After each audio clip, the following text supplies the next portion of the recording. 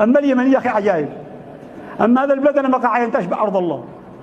عندنا بالمحكمة يدور حق مرته، واختلف عليه دعوة تدور حقها لما المرأة ماش معها نصيب والله، وانتهى أنا وتعمل حلال له وحرام على أخته ما يصلح.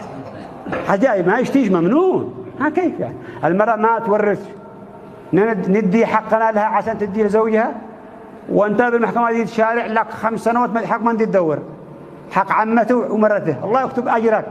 الحب هو تعب ومن حب سكب. ها كيف يعني؟ شوف المفارقة العجيبة عندنا. فكم تركوا من جنات وعيون، كم تركوا من أموال وسيارات وعقارات، وجرى شوية جهال بعدهم، أجرى شوية جهال طرشون وكلوهن، السيارة بزوها والمال أكلوا وتقاسموا بينهم. قالوا ومن مات أصابه الله بمصيبتين يترك ماله كله ويحاسب على ماله كله.